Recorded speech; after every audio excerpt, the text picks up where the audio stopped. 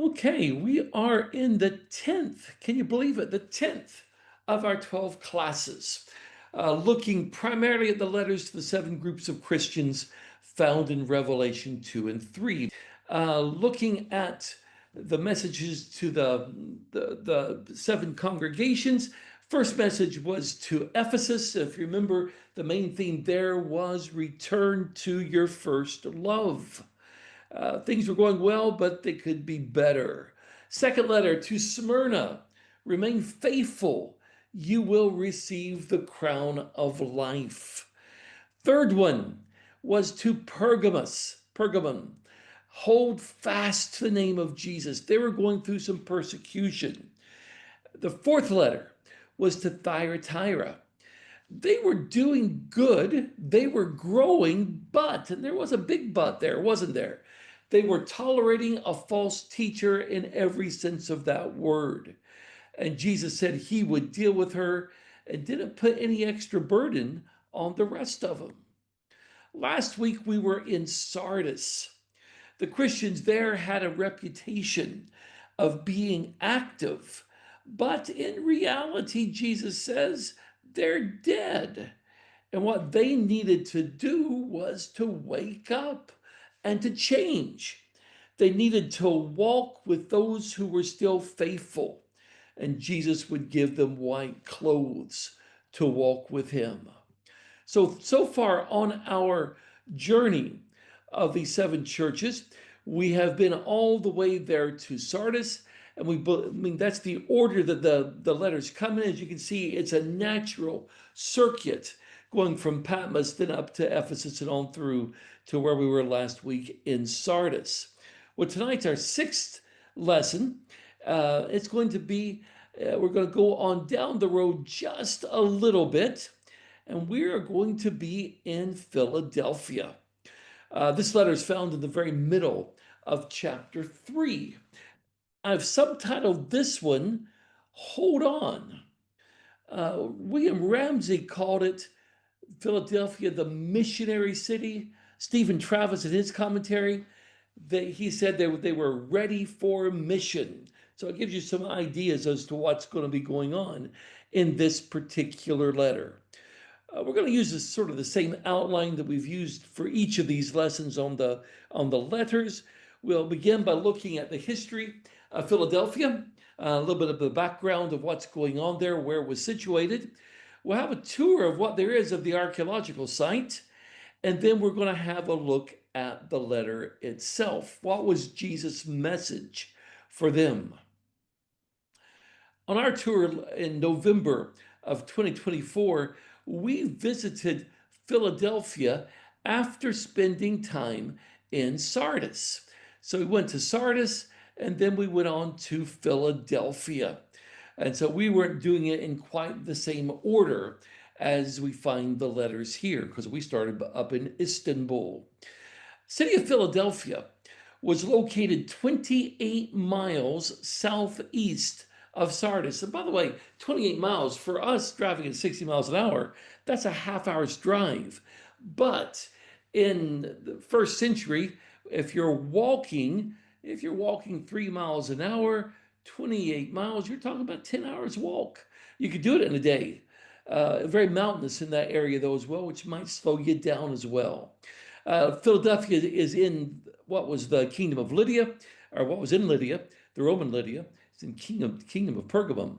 It's on the Cogamus River, and it's at the southern edge of a very large river basin. City itself was founded by, I don't know if he really looked like this, but this is a statue to Attalus II, king of Pergamon. This city was founded in 150 BC. So compared to most of the ones we've looked at, this is a very young city. It's the only one of the seven cities that was founded by the Pergamanian kingdom. It's called Philadelphia because of Attalus' loyalty to and love for his brother Eumenes. It gave him the designation brother lover, or Philadelphia, brotherly love. Others, though, suggest Eumenes founded it and named it after Atlas, and that's possible as well. The district it was in came into the Pergamanian kingdom under Eumenes in 189 BC due to a treaty. It was then at the heart of the Pergamum kingdom. There is a military presence due to being on a major trade route, which later was a Roman road, along which moved commerce from east to west. The city was founded to be a center for the spread of Greek culture, Greek language, Greek lifestyle.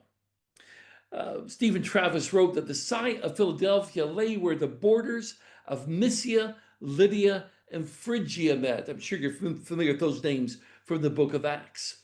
The city was planted as a base from which the Greek language and civilization could be spread to the barbarian tribes of Phrygia. It was a city with a mission. Situated on the main road 30 miles southeast of Sardis, it was ideally located to pursue its missionary task. This city existed its mission was to promote unity of spirit and customs and loyalty within the kingdom. Ramsay referred to it as the apostle of Hellenism in an oriental land. They existed to spread Greek culture. By AD 119, in fact, the Lydian language had ceased to be spoken. The only language was Greek. They so adopted Hellenistic ways, Greek ways.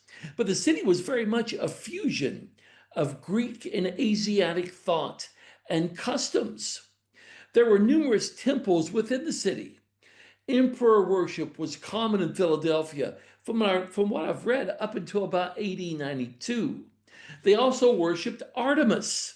And this is a depiction of an alliance coin depicting Artemis being brought, that's the image that the female figure has, being brought into a temple in Philadelphia.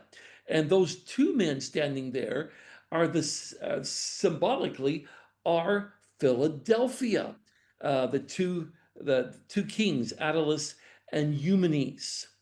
It was located on a flat plain in a wine-growing district, with Bacchus, Dionysus, apparently as the chief deity. And the head of Bacchus is frequently seen on ancient coins that were minted there. These are some great finds growing near Philadelphia. This is not one of my photos. This is from our stock group of photos that we have. There's also the worship of the sun god and Asclepius. I have a hard time saying that one. The god of healing. And notice this is the sun god depicted on this coin here. You can see the rays coming out of his head. Inscriptions have revealed a local religion that was practiced. And this local religion included confession of sin, punishment of sin by whatever god it was, and thanks being given to the god. Almost sounds familiar, doesn't it? In the 3rd century, there was a temple built to the imperial cult, but that's after our time frame. The location was chosen by the king. It was built in an excellent position in the Hermus Valley. This is the Hermus River as it flows near Philadelphia. Again, not one of my photos. It was on the best road traveling up to the plateau. And as you traveled up, you had an ascent of over 2,500 feet. When we were traveling there last November, the bus was going up the hill. We were having bus difficulties. And yes, it took a while to get up the hill. But it was an important road, and it was very much of a commercial importance. In the 1st century, under Roman rule, this road became part of the imperial post road. So very important to the Romans as well. When the last of the Pergamanian kings died in 133 BC, if you remember from one of our earlier lessons, the kingdom was bequeathed to Rome because this king lacked an heir. And Rome established the province of Asia then in 129 BC by combining Ionia and the former kingdom of Pergamon So Philadelphia became part of Rome. It was plagued by earthquakes and rebuilt by Tiberius after that great earthquake of AD 17, which we talked about last week, which also destroyed Sardis. In fact, it destroyed a total of 12 cities in the Lydian Valley. Strabo, a historian at the time, recorded that 3 years later, there were still frequent aftershocks occurring from that earthquake, which kept the population living in fear. Most of the population during this time lived in huts in the valley rather than risk living in the city when walls and houses, because of the tremors, could fall on them. This photo here is from Ramsey, taken about 1900, and the caption on this one was people camping outside the city. So apparently some of that was going on even then. Philadelphia shared in the generosity of Tiberius in rebuilding the cities affected by the earthquake. But the earthquake seriously did affect the prosperity of the city. For a time, then it changed its name. Changed its name to Neo Caesarea, New Caesar, because of the help that Tiberius gave in rebuilding the city. So it replaced the name Philadelphia for a while. It gave up its name for a new name. But having said that, by around 50 AD, the new name had disappeared from records and it had reverted to its original name. Philadelphia was different from the other seven cities in many aspects. And this is a photo here of where Philadelphia would have been back in 1900. So you see there's at least some buildup of a city. There is a lot more today, but it's quite a big city today that this is found in. But it was different from the other seven cities. It was a missionary city devoted to Greek culture. People lived in fear of disaster. That's not said in any other of these cities. And a good part of the population lived outside the city itself because of those earthquakes. It renamed itself for a time after the Caesar, who was regarded as an imperial god. It's only one that did that. The city is now called Al-Shahir, which literally means a reddish city because the hills behind it are red. Again, we don't know when the good news of Jesus arrived here. Possibly during that time that Paul was in Ephesus, and maybe should say probably during that time that Paul was in Ephesus. We do have a record of Christians here later on in the 300s. Eusebius, in his ecclesiastical history, as we call it, his history of Christians of the first several hundred years, he recorded that there was a prophetess in Philadelphia named Ammia, and she lived between 100 and 160 AD. And she was said to truly have the gift of prophecy, like Agabus and Philip's daughters. So interesting. You can read a little bit more about her on Wikipedia if you would like. Here's part of that Wikipedia article. Eusebius listed her as part of a distinguished group of prophets among Agabus, Judas Barsabas, Silas, the daughters of Philip, and Quadratus, many of whom are referenced in the book of Acts. Ammia was regarded as a successor to the prophetic tradition established by figures like Philip's daughter. New Testament prophetesses active in the 60s. While Philip's daughters were prominent in their time, Ammia later succeeded them in fame, gaining reverence throughout Asia Minor.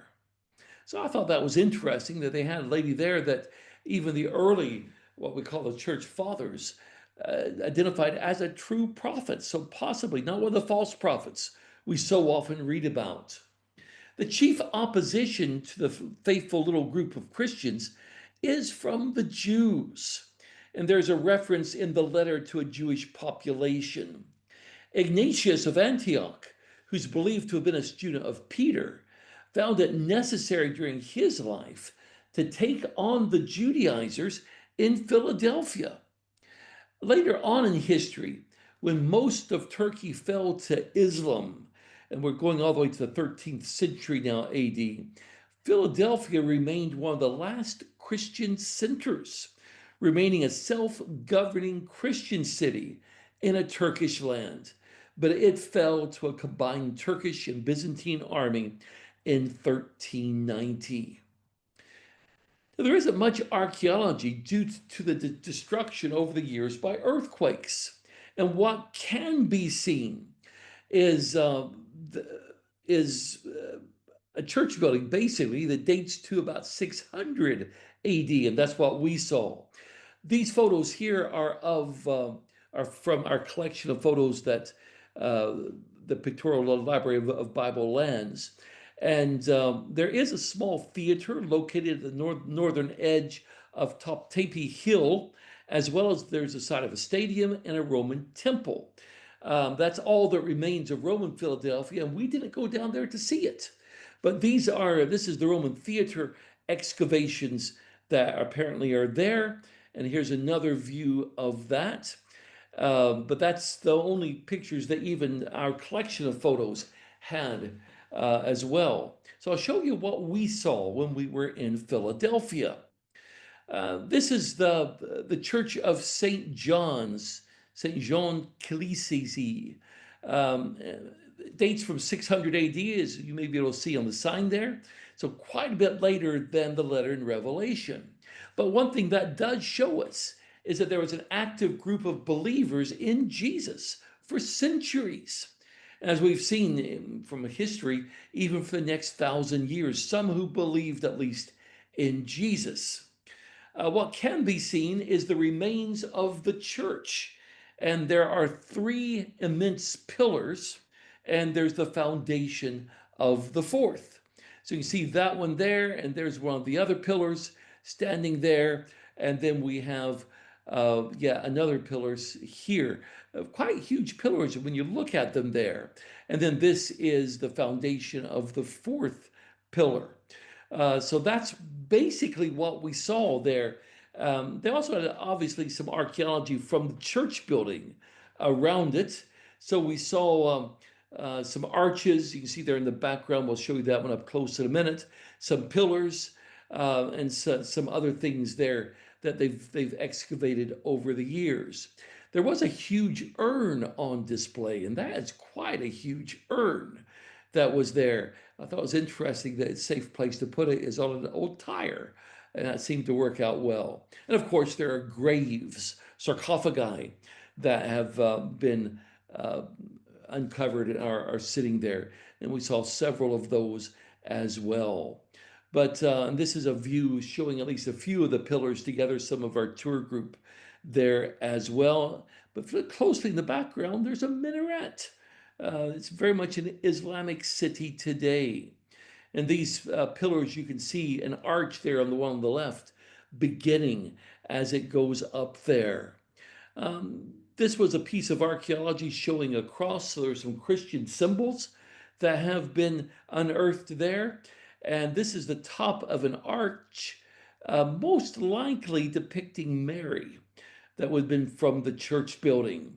And there's also some pillar bases and some capitals that were dotted around. So a bit of archaeology, not anything really first century that we saw when we were there. But the location of the basilica, this is from our collection of photos. It's right in the center of this. If you look closely, you can see one of the pillars standing, or a couple of pillars right in the center. This is in the modern day city of Al-Sahir. So that's what we saw, not a lot. So, means let's get into the text because there's a lot to be said here about this particular city. He begins, verse 7, write to the messenger of the congregation in Philadelphia, the Holy One, the true one, he who has David's key, he who opens and no one closes, and he who closes, no one opens, says these things. So Jesus identified himself as the Holy One, the true one, he who has David's keys to open and shut. By the way, some translations put a door in there. The word door is not really in the text.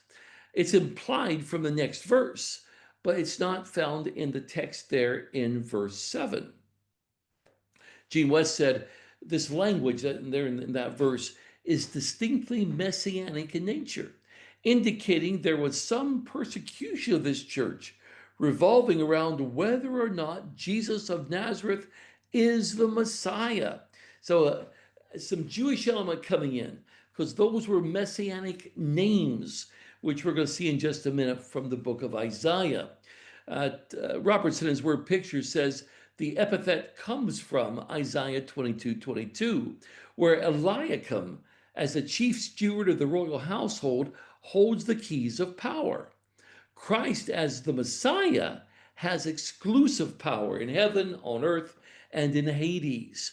Christ has power to admit and exclude of his own will. Here's what Isaiah 22:22 says. I will place on his shoulder the key to the house of David. What he opens, no one can shut. And what he shuts, no one can open. You can see how that comes almost straight out of Isaiah 22. This analogy, as Robertson pointed out, is about Eliakim and Shebna. Eliakim was going to be given the key, the authority, and the glory of the house of David. He would control entry to the king's house. But this key is what the Messiah would have. It's what Jesus has. Again, Isaiah chapter 9 again speaks of this authority. For to us a child is born, to us a son is given, and the government will be on his shoulders. He will be called Wonderful Counselor, Mighty God, Everlasting Father, Prince of Peace. Of the greatness of his government and peace there will be no end. He will reign on David's throne and over his kingdom, establishing and upholding it with justice and righteousness from that time on and forever. The zeal of the Lord Almighty will accomplish this. So we can see a lot of those things that the power, Jesus was the one that would be reigning on David's throne, the Messiah. But back to what we have here. This idea, the Holy One, the true one, he who has David's key. And that's really the authority of David. Jesus is the one who would reign on the throne of David. And according to chapter 3, verse 7, he already is. And not he will have, he has David's key. When what Jesus opens will not be shut by anyone.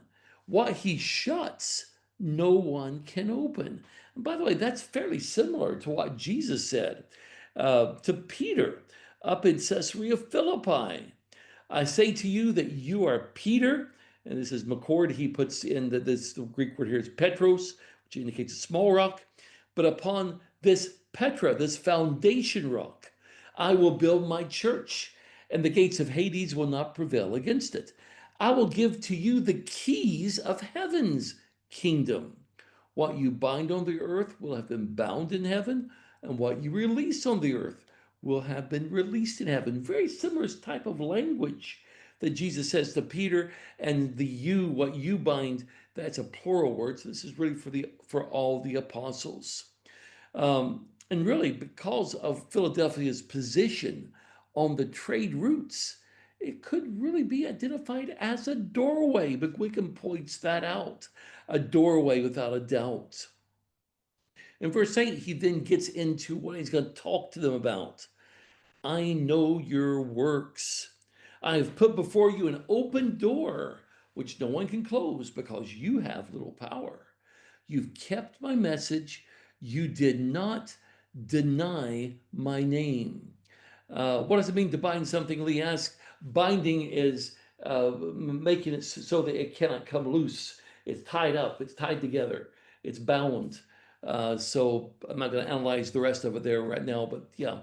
But notice as we get into this, Jesus says, I know your works. He knows what they're doing. He said that about every single one of these congregations.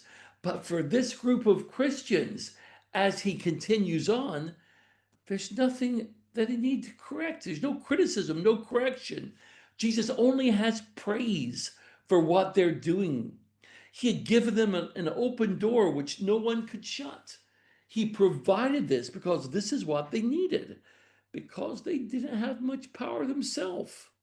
The idea of an open door is found throughout Paul's writings, and undoubtedly it means the same thing here. If you remember, Paul wrote that in Ephesus that a wide door of opportunities was opened. That's in 1 Corinthians 16:9. He wrote that when he came to Troas, this is 2 Corinthians 2, verse 12, when he came to Troas with the good news of Jesus, a door was opened to me in the Lord. And then when he wrote to the Christians in Colossae, he asked them to pray that God may open to us a door for the message. That's Colossians 4:3. So this phrase is used to say that there was a good opportunity for teaching people about Jesus. Robertson, in his word picture, says probably it means here a good opportunity for missionary effort in spite of the Jewish hostility. And William Ramsey said, in the Revelation, this usage has become fixed. And the open door is almost a technical term, so that no explanation in the context is thought necessary. John doesn't, John, who recorded it, doesn't explain what was meant by this. But from the context elsewhere, I think we can figure that part out. Gene West said, however, literally the words of the Lord are, I have granted before you a door having been opened which no one is able to shut. Notice the tenses of the verbs. The door had already been opened. No one would be able to shut the door already opened. Jesus said it in effect, I've presented to you the privilege of being the open door for those who are seeking entrance into my kingdom. And no one can be successful in stopping you from doing that. See, this door didn't just happen to be open, but was one that Jesus had opened for them, a privilege that Jesus gave them that's not mentioned in the other letters. The city itself was the gateway to the Phrygian areas on the plateau.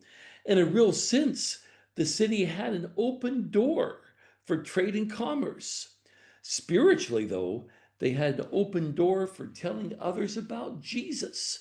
Jesus gave them this open door because the opportunity was there to be used.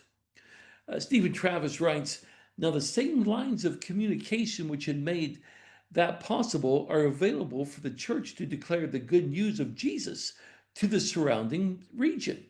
Christ himself has put his people there to carry out his purpose, and he takes responsibility for the outcome of their missionary efforts. Now, if you remember, he said they've got little strength or little power. That could refer to their being quite small in number. That's the view McGuigan takes. Or it could be that they have little influence, little weight in Philadelphia, possibly because the Christians were from the lower classes. That's what Robertson says in his word pictures. Leslie Thomas says, as in the case of the city, the church was not noted for its strength. The congregation was probably weak numerically, its influence on the community insignificant, and its financial resources limited. This condition probably explains why the Lord reminded them of the open door. They needed encouragement. Their very weakness enlisted the Lord's help.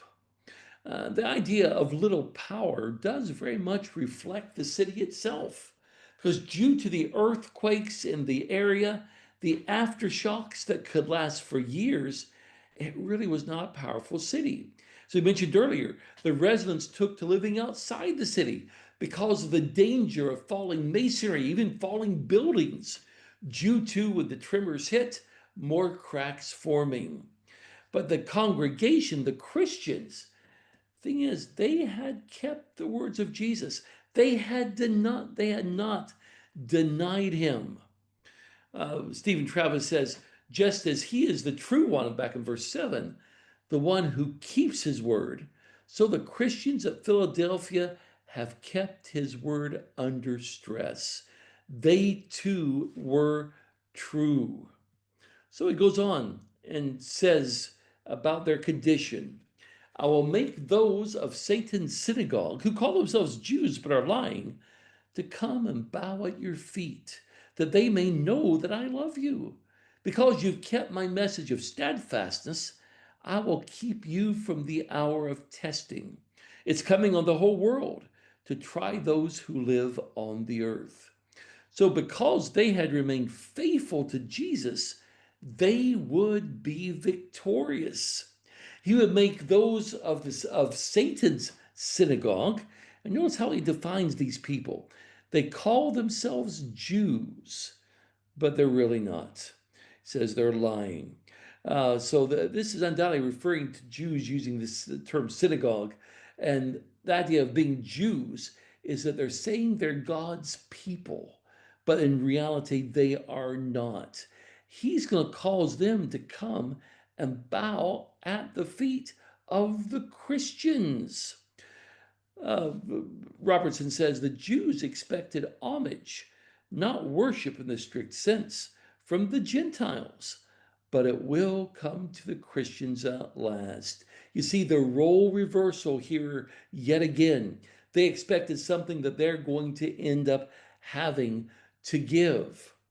Gene West says this is the Lord's way of saying he would cause the Messiah rejecting Christian persecuting Jews to acknowledge the Christians were the true children of God.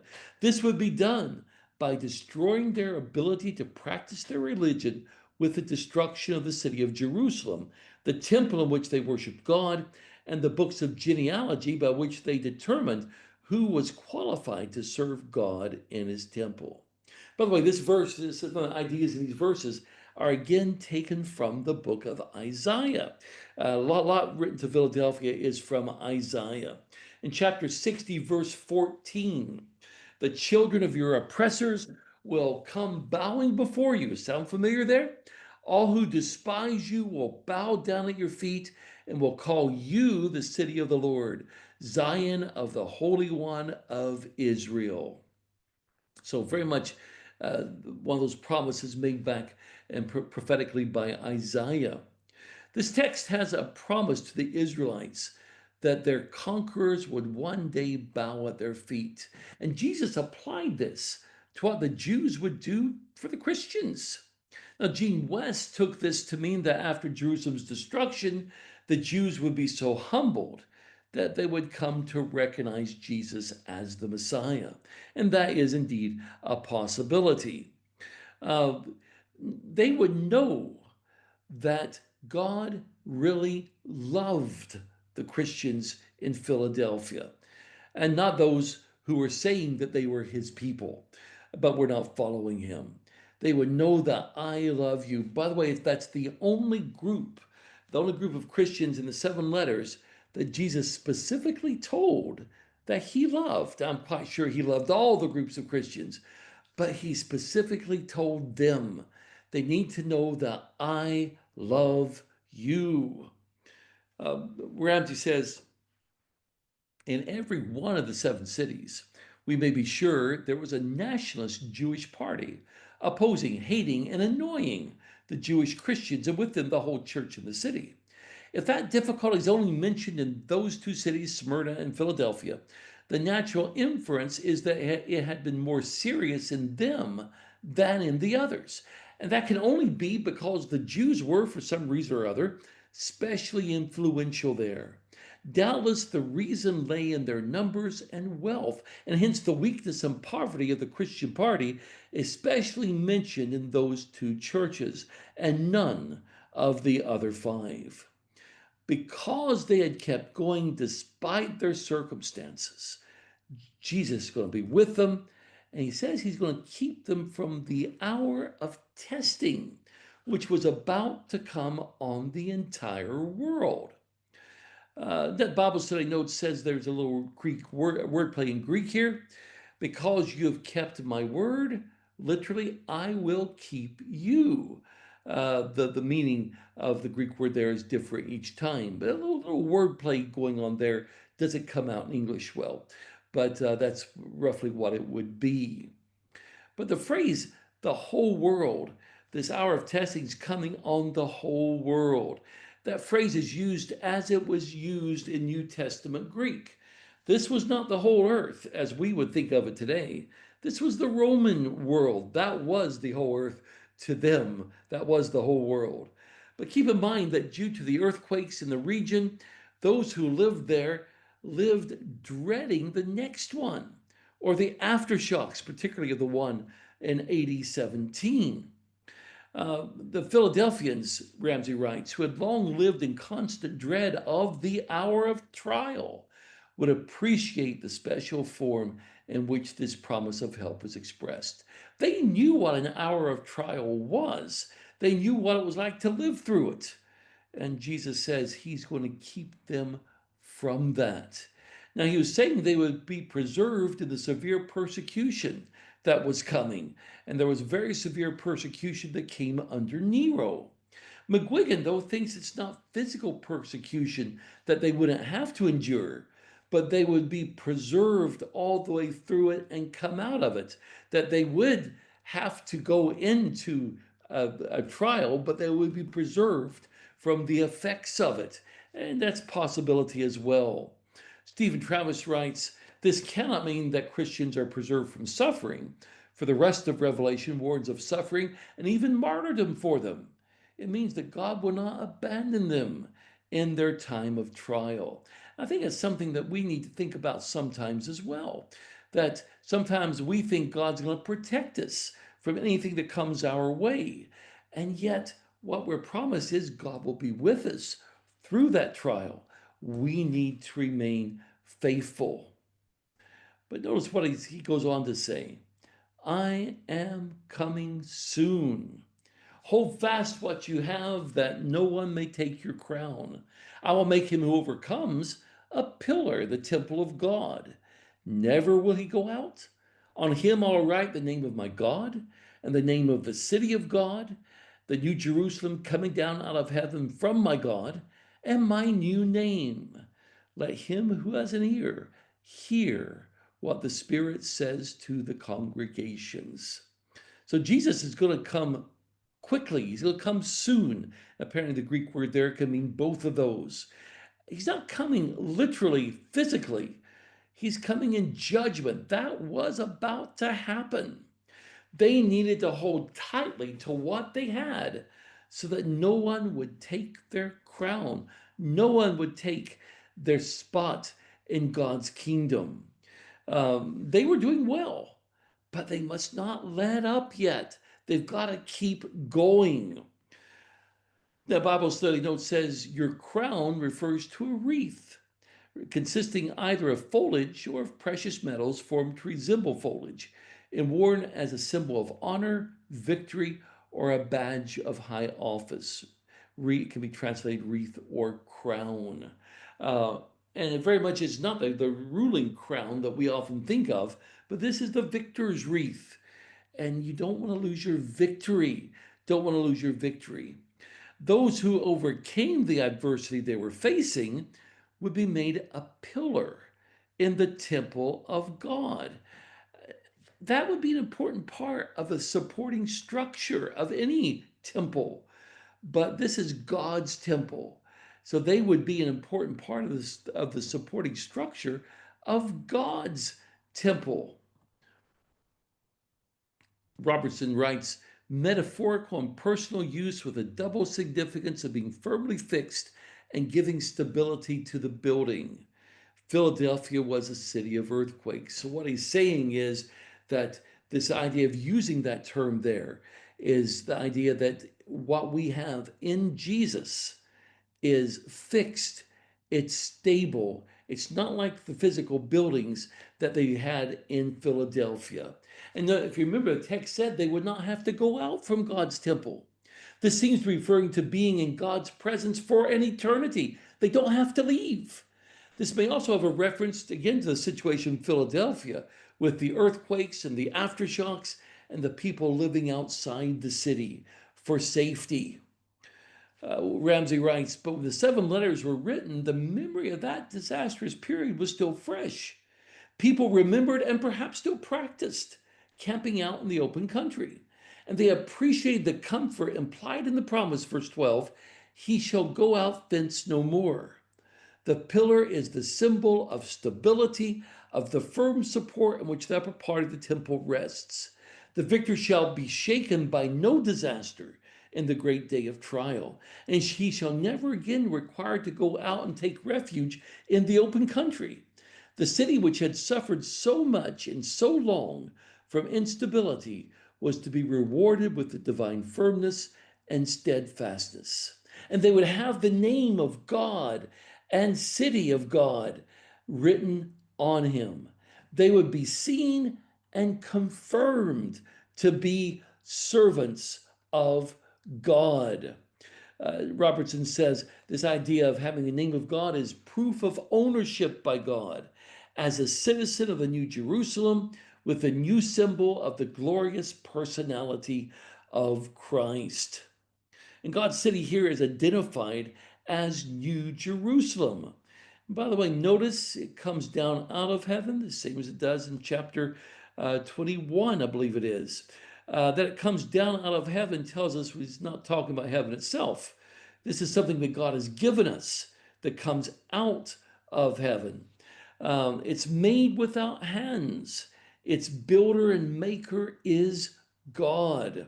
By the way, that stands in stark contrast to Philadelphia, where because of earthquakes, the buildings were cracked and falling apart.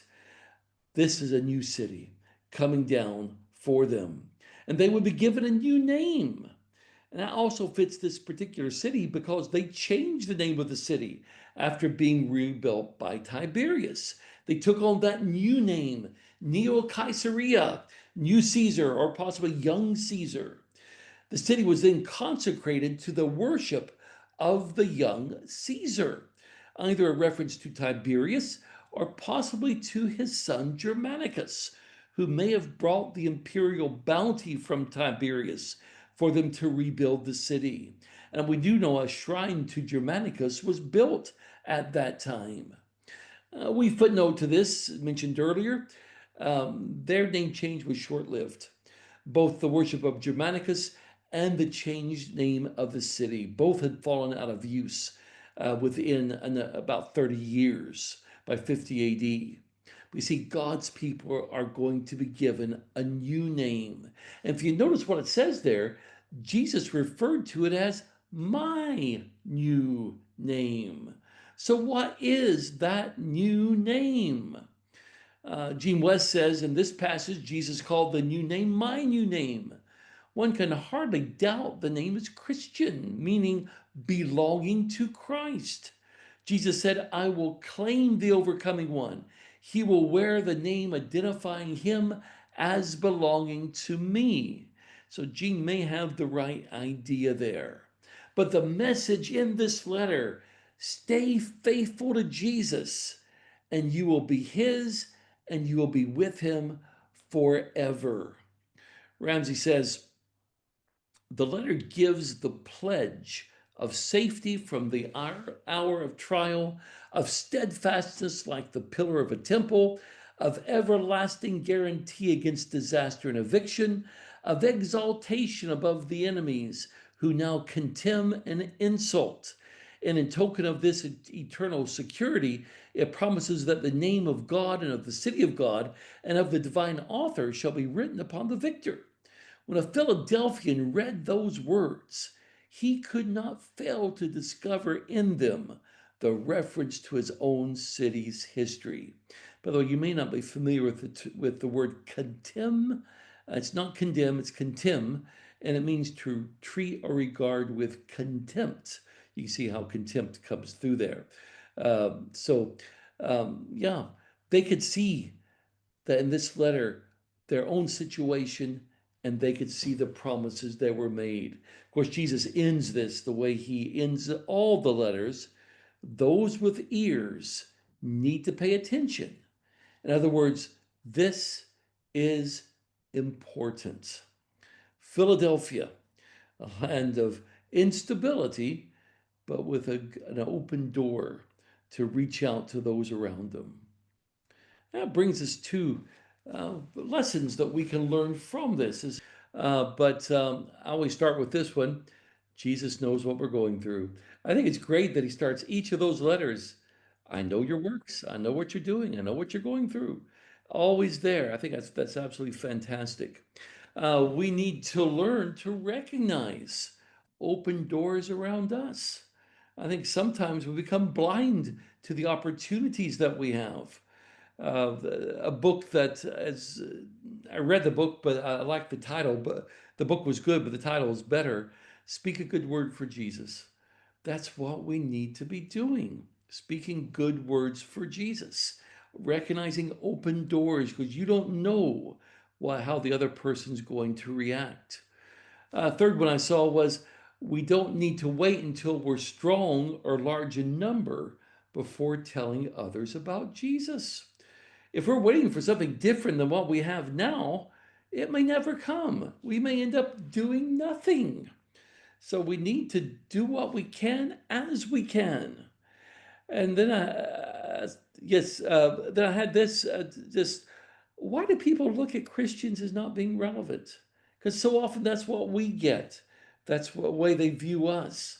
There's a quote by Stephen Travis there, which says, "Perhaps they cannot see a deep and challenging quality of life lived out in the Christian community, either because here it is going to come in this time." There it is. Either because it isn't there, or because we live it so privately that they have no opportunity to notice. Or perhaps the language we use to express our faith rings no bells with them. Doesn't seem to touch their own concerns. We don't scratch where people itch. We learn to understand people by listening rather than talking. We need to learn to be good listeners so that we can speak that encouraging word when it's needed. Another one that I saw was we need to show that we're genuinely concerned about people. Be their friend. They're not going to listen to us otherwise. In fact, I think it's Stephen Travis again says, give priority to friendships. Only when we're involved with people in genuine caring friendship will we learn what their real concerns are. And most people who are won to Christ are won through the influence of a friend. And that is so very, very true. We also need to recognize the unique open doors of opportunity that we have. No one else has our network of friends and places of influence. We can have an impact on people that others cannot have. I don't know how many people have said to me, I've got this friend, I need you to talk to him. I'm thinking, I don't know them. You know them. You should talk to them. Sometimes people don't want to do it themselves, sadly.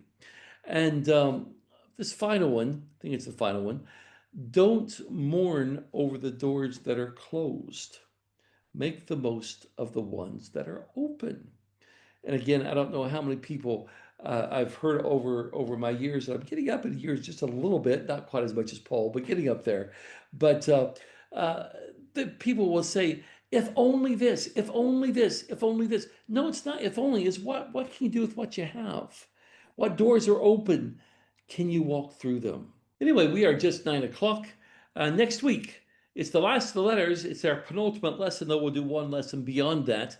We're going to look at the letter to Laodicea, or Laodicea as we often pronounce it. We asked one of the Turks there, how do you pronounce this? They said, oh, it's Laodicea, because the C is a K sound. And I said, okay, Laodicea, I can do that. So that's in Revelation 3:14 through 22. We have a lot more archaeology to see next week. They've done an extreme amount of excavation in the last 10 years, 5 to 10 years there. And so we have a lot to see on this particular site. So I'm looking forward to showing you that.